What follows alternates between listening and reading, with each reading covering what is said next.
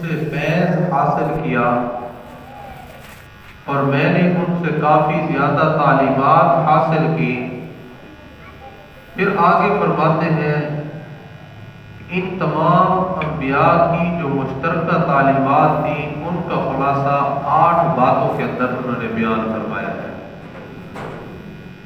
8 باتیں ایسی ہیں جو تقریباً ہر نبی نے بیان کیا، کچھ تو ایسی تھی وہ تو ہیں ہی، توحید ہو گئی، رسالت ہو گئی اور آخرت ہو گئی، یہ تو ہر نبی کی تھی۔ اور اسی طرح فرماتے ہیں کہ 8 باتیں خلاصے کے طور پر انہوں نے بیان فرمائی۔ انشاءاللہ میں 1-2 کو عرض کروں گا وقت کی مناسبت سے، باقی موقع ملا تو زندگی رہی انشاءاللہ پھر عرض کریں گے۔ پہلی بات ارشاد فرمائی کہ جب تم نماز کے اندر ہو تو اپنے دل کی حفاظت کرو۔ انسان جب نماز پڑھ رہا ہوتا ہے ادھر ادھر کے اس کو خیالات آتے ہیں، ادھر ادھر کے وساوس آتے ہیں، ان وساوس اور خیالات سے اپنے آپ کو بچانا اور دل کو اللہ رب العزت کی طرف متوجہ رکھنا۔ جس طرح حدیث مبارکہ میں آتا ہے نا ان تعبد اللہ کأنک تراہ، کہ تم اللہ تعالیٰ کی عبادت ایسے کرو جیسے تم اللہ تعالیٰ کو دیکھتے ہو۔ فإن لم تکن تراہ فإنہ یراک، اگر تم اللہ تعالیٰ کو نہیں دیکھتے تو اللہ تعالیٰ تمہیں دیکھ رہا ہوگا۔ یہ دھیان پیدا کر لو۔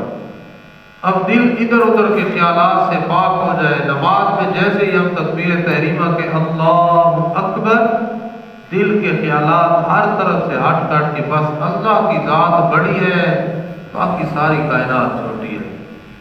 نبی کریم صلی اللہ علیہ وسلم کے بارے میں آتا ہے کہ جب اذان ہوتی تھی تو اذان ہوتے ہی نبی علیہ السلام کا خیال ہر طرف سے ہٹ جاتا تھا، اور اذان ہوتی حضرت عائشہ صدیقہ رضی اللہ تعالی عنہ فرماتی ہے کسی کو پہچانتے بھی نہیں تھے، ایسے ہمتاً اللہ رب العزت کی طرف متوجہ ہو جایا کرتے تھے۔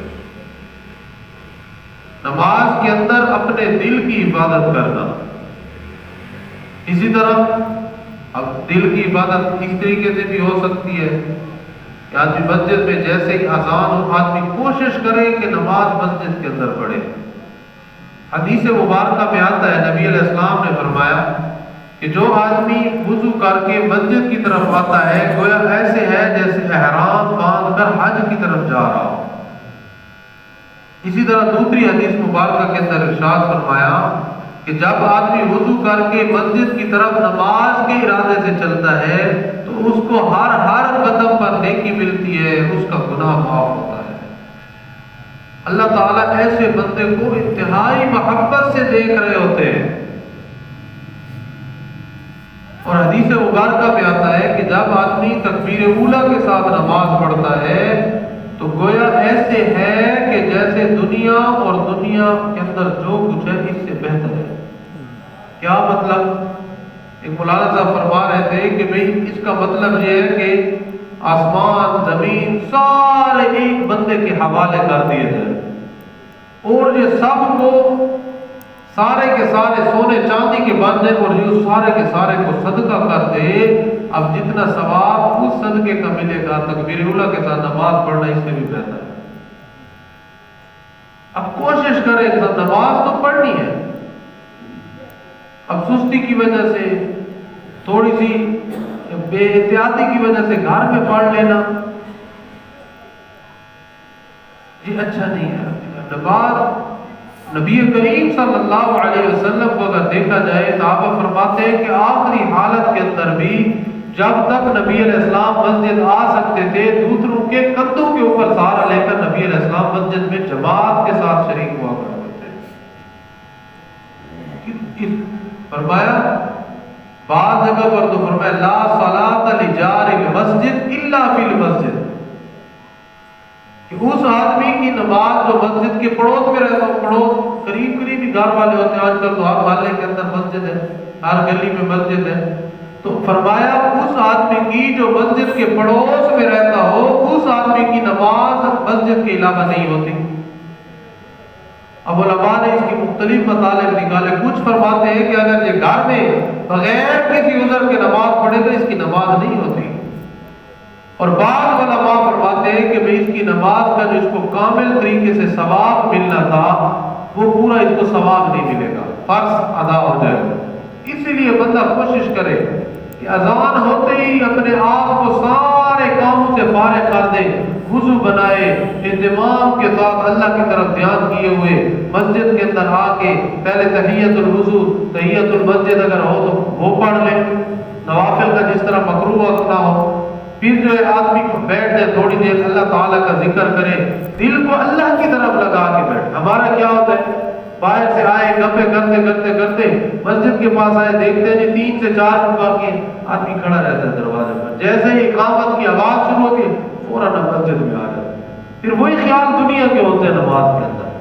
تو فرمایا نماز کے اندر اپنے دل کی حفاظت کرو، یہ تب ہوگا جب نماز کا اہتمام کریں گے، اذان ہوتے ہی ہم نماز کی کوشش کرنا شروع کر دیں۔ اور دوسری بات جو انہوں نے ارشاد فرمائی وہ بھی نماز کے اندر، عبادات کے اندر دھیان پیدا کرنے کے لیے انتہائی ضروری ہے، بلکہ دین کا جو سمجھ لیں کہ انہوں نے کافی بڑا حصہ فرمایا۔ دوسری بات انہوں نے ارشاد فرمائی جب تم دسترخوان پر ہو تو اپنے حلق کی حفاظت کرو۔ اس کے 2 مطلب ہو سکتے ہیں۔ پہلا مطلب تو یہ ہو سکتا ہے جب تم کھانا کھا رہے ہو تو اتنا زیادہ کھانا نہ کھاؤ، کیونکہ جب آدمی زیادہ کھانا کھاتا ہے، معدہ جب بھر جاتا ہے، سستی غالب آ جاتی ہے، اس سستی کی وجہ سے پھر دین کے کاموں میں انسان کو معاونت نہیں ملتی۔ اتنا بھی کم نہ کھائے کہ اب کمزور ہوتا جا رہا ہے، پھر دین کے کام میں مشکل اتنا بھی نہ ہو۔ فرمایا حضرت تھانوی صاحب رحمۃ اللہ علیہ نے، اشرف علی تھانوی صاحب رحمۃ اللہ علیہ نے فرمایا کہ جب آدمی یہ دیکھے کہ بھئی میرا پیٹ بھرنے کے قریب ہو گیا، تھوڑی سی بھوک باقی ہوئی، آدمی چھوڑ دے۔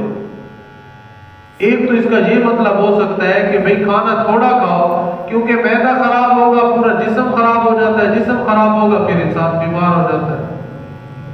اور دوسرا مطلب اس کا فرمایا یہ ہوتا ہے کہ لقمہ حرام سے اپنے آپ کو بچاؤ، حرام سے بھی بچانا ہے اور مشتبہ مال سے بھی بچانا ہے۔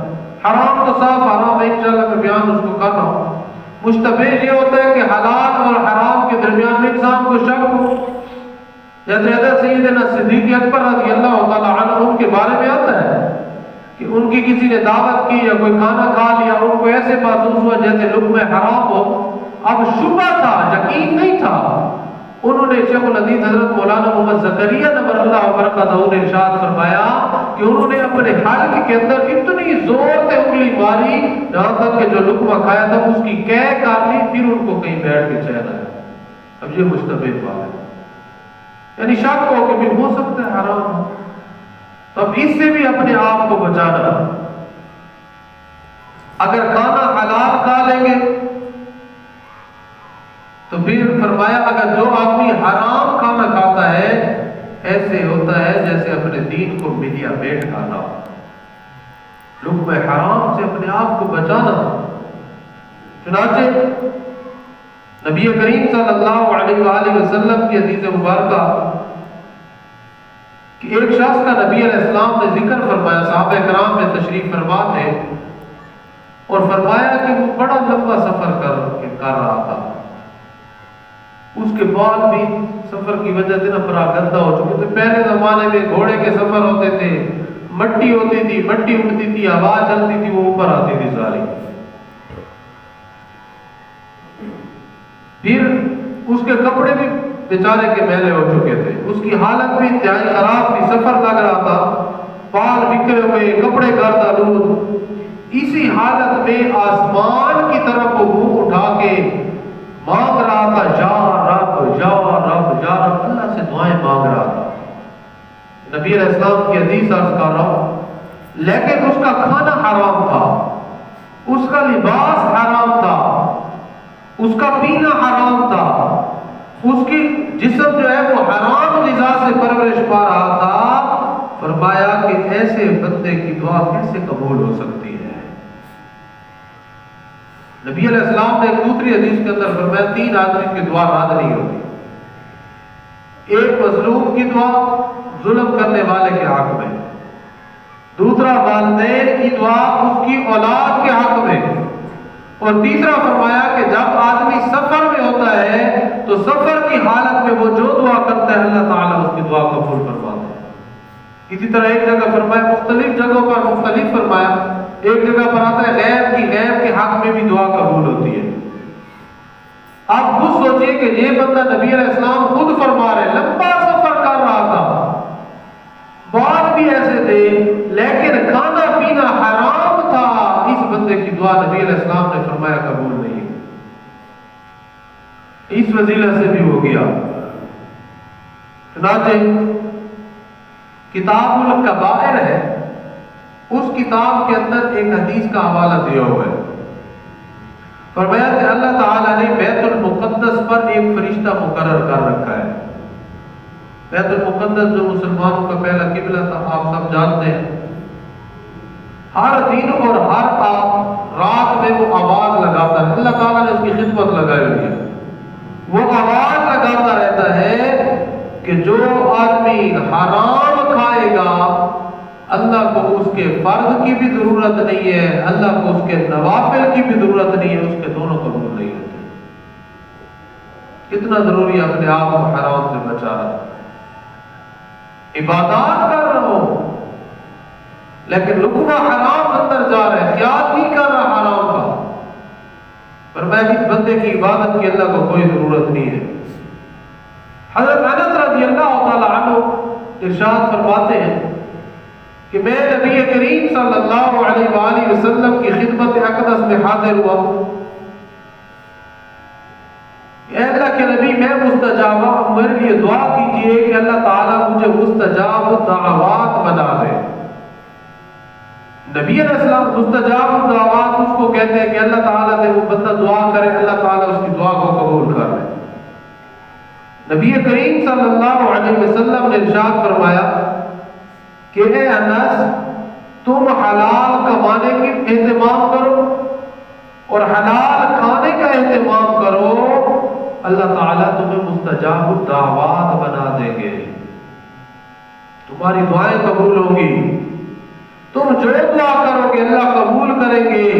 حرام سے بچو، ایک لقمہ بھی حرام کا اگر پیٹ میں چلا جائے، فرمایا 40 دن تک اس بندے کی دعا قبول نہیں ہوگی۔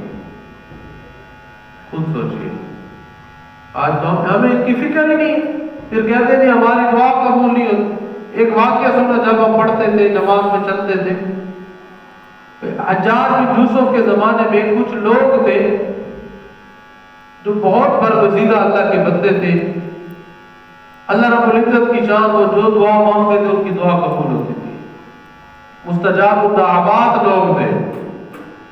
اب آتا ہے کہ ان کے بارے میں کہ ان کو حجاج بن یوسف نے دعوت کے اوپر بلایا، جیسے ہی ان کو دعوت کھلائی انہوں نے کھانا کھایا تو حجاج بن یوسف چونکہ ظالم آدمی تھا تو وہ کہنے لگا اب تم میرے حق میں جو بھی دعا مانگو گے مانگتے رہو، تمہارے پیٹ کے اندر لقمہ حرام چلا گیا ہے، تمہاری دعا میرے حق میں قبول ہی نہیں ہوگی۔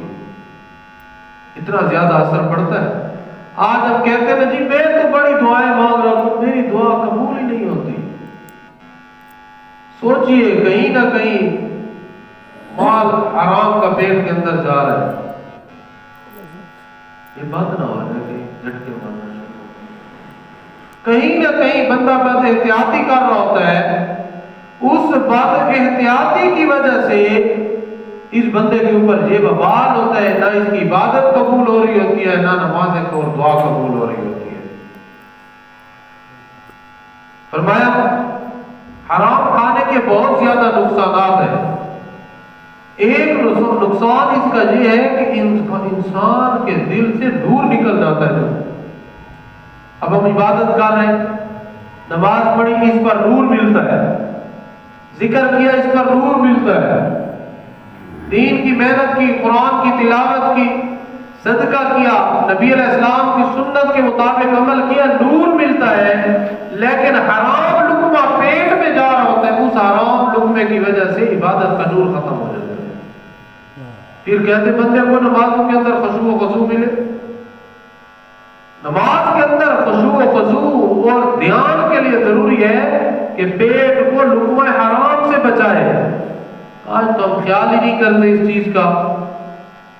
اور دوسرا فرمایا کہ جب بندہ لقمہ حرام کھا رہا ہوتا ہے تو طبیعت کے اندر سستی اور کاہلی غالب آ جاتی ہے.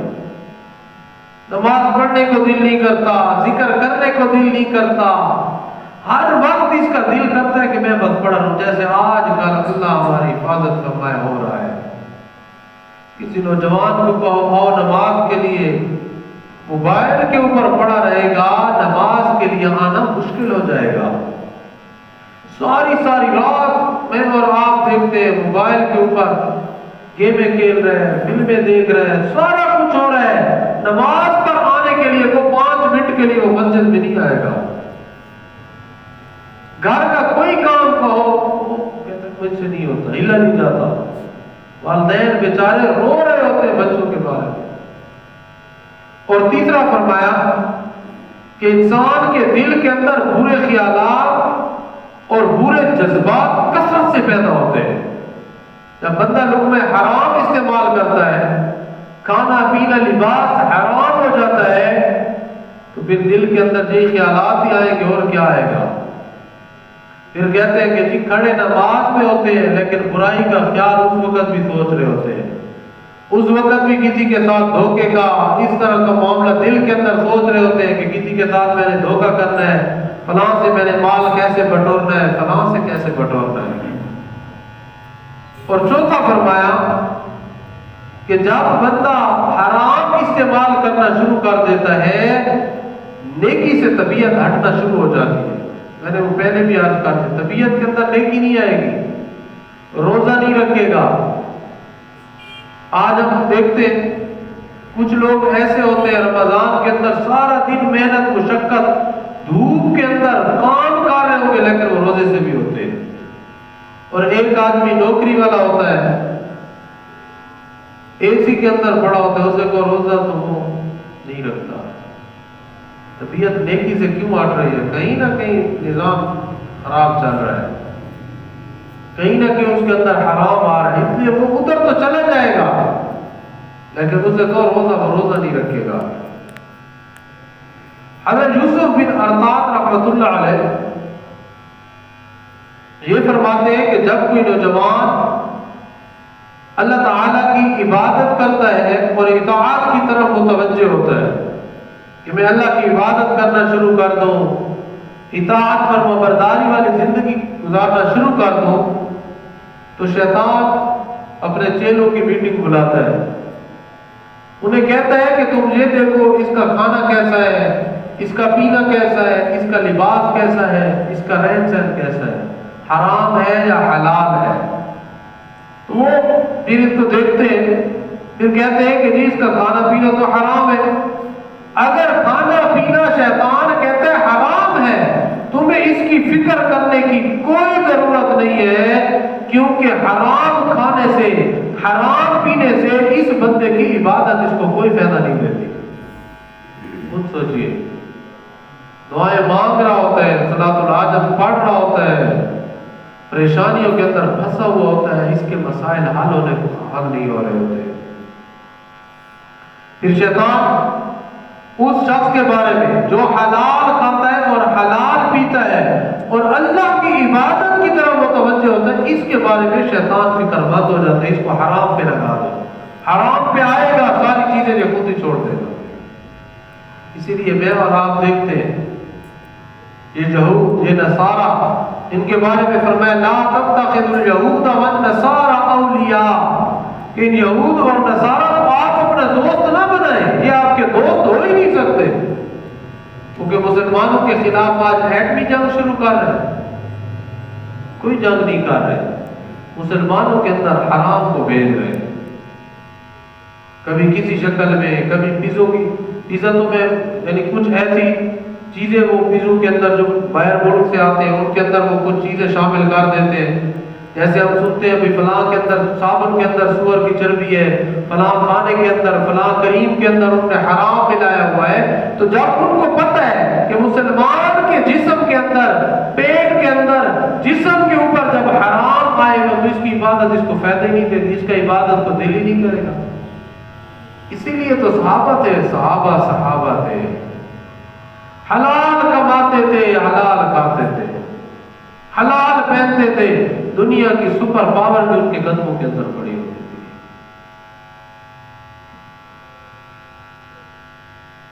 آج حرام کھانے کی بہت زیادہ صورتیں آ گئی ہیں۔ بجلی چوری کرنا، اس کو تو کوئی حرام سمجھتے ہیں، وہ کہتے ہیں میرا حق ہے، حق سمجھ رہا ہوتا ہے، یہ ہم سادے ہوتے تو ظلم کریں گے نا۔ میں عرض کروں حضرت عمر رضی اللہ تعالیٰ عنہ کی، یہ مسلمانوں کا اجتماعی مال ہے۔ حضرت عمر رضی اللہ تعالیٰ عنہ کے بارے میں آتا ہے، فضائل اعمال کے اندر لکھا ہوا ہے کہ مال غنیمت کے اندر کچھ خوشبو آئی تو اس کو بھرنا تھا، مجاہدین کے اندر مسلمانوں میں تقسیم کرنا تھا چھوٹی چھوٹی شیشیوں میں۔ تو ان کی اہلیہ محترمہ کہنے لگی کہ اس کو میں بھر لیتی ہوں، مجھے بھی ثواب ملے گا۔ امیر المومنین فرمانے لگے نہیں، تم ان کو نہ بھرو، جو تم خوشبو دوسری شیشی کے اندر چھوٹی میں ڈالو گی، تمہارے ہاتھ کے اوپر تھوڑی سی لگے گی، خوشبو آئے گی۔ میں نہیں چاہتا کہ میرے گھر والے یا میں مال غنیمت سے اتنا بھی فائدہ اٹھائے۔ اور یہاں تو اب ایک چوری نہیں ہے، یہ اجتماعی چوری ہو رہی ہے، گیس چوری کرنی، بہت زیادہ چوری کی صورتیں ہوتی ہیں۔ ڈیوٹی کی چوری تو ہمارے یہاں عام ہو رہی ہوتی ہے۔ فرض کرو ایک آدمی استاد ہے، ایک آدمی کسی میل میں ملازم ہے، کسی دفتر کے اندر کام کرنے جاتا ہے، کوئی محنت مزدوری کرنے والا ہے، کوئی مستری ہے، کوئی کاریگر ہے، کسی کے پاس دیہڑی کے لیے کھڑا ہو، کسی صورت میں بھی ہے۔ اب انہوں نے اس کو پابند کیا ہے کہ آپ نے 8 سے 5 تک ڈیوٹی کرنی اور کوئی کام نہیں کرنا۔ اب یہ 8 کے بعد جاتا ہے، حاضری لگا دو کہ صاحب کو کیا پتہ لگ سی، واپس جلدی آ جائے صاحب کو کیا پتہ لگ سی۔ حکومت نے اس کے ساتھ معاہدہ کیا ہے کہ تو نے ڈیوٹی کرنی ہے، سکول کے اندر استاد لگا دیا اس کو، کسی سرکاری ادارے کے اندر اس کو استاد لگا دیا، 30-40 ہزار اس کی تنخواہ ہے، حرام اس کے اندر شیطان نے گھسا دیا۔ اب اس آدمی نے کیا کیا، کسی دوسرے کو 10,000 دے کے اس کو اپنی جگہ لگا دیا، خود گھر بیٹھ کے کھا رہا ہے۔ علماء فرماتے ہیں یہ حرام ہے۔ کیوں حرام ہے؟ اس لیے کہ حکومت نے میرے ساتھ معاہدہ کیا ہے، میں نے وہاں دستخط کر کے دیے تھے کہ میں ڈیوٹی کروں گا، وہاں پر یہ نہیں لکھا ہوا تھا کہ تم اپنی جگہ کسی اور کو کھڑا کر دو۔ اس کو آج کوئی سمجھ ہی نہیں رہا۔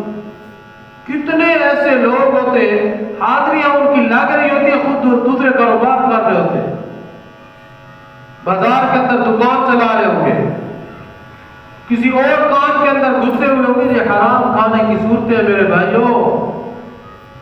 یہ نہ کہنا مولانا صاحب آئے تو بڑی کڑوی باتیں کر کے، ہم تو پوچھتے ہیں اصلاحی باتیں ہوں، یہ بھی اصلاح ہے، کیونکہ حرام کھانے سے انسان جہنم کی طرف جاتا ہے، اور جہنم سے بچنا یہ فرض ہے، اور حلال انسان کو جنت کی طرف لے جاتا ہے، جنت کے اندر جانا فرض ہے، حلال کمانا بھی فرض ہے۔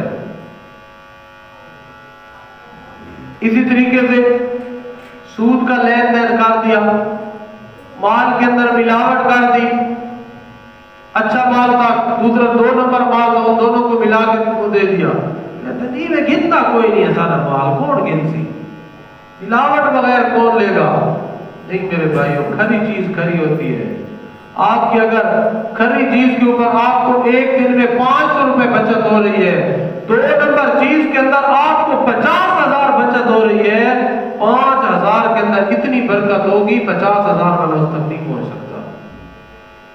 پریشانی نہیں ہوگی، بچے بیمار نہیں ہوں گے، تکلیفیں نہیں ہوں گی، طرح طرح کی لوگ پریشانیوں میں گرے ہوتے، نیند نہیں آتی ان کو، یہ جو کنڈیاں ڈال کے اے سی چلا رکھے ان کو نیند آتی ہے، کہاں آتی ہے، چین ہی نہیں آتا۔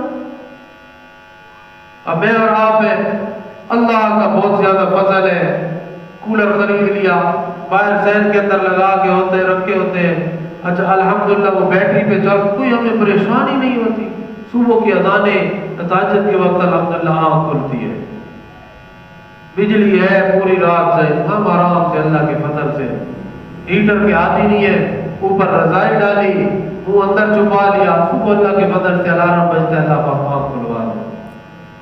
اور جو لوگ کنڈیوں کی عادی، ان کی عادی، دوسری چیزوں کی عادی، اگر لائٹ نہیں ہے تو پھر پوری رات سے پریشان ہے، نیند نہیں آتی۔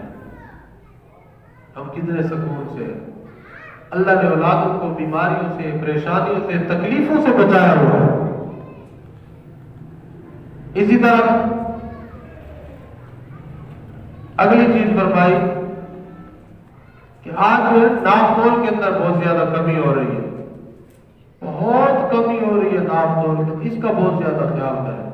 چلو ہم ایک جس طرح ہم سن رہے اس طرح دوسروں کو بتائیں۔ فرمایا کہ آج علم کی کمی نہیں ہے، عمل کی کمی ہے۔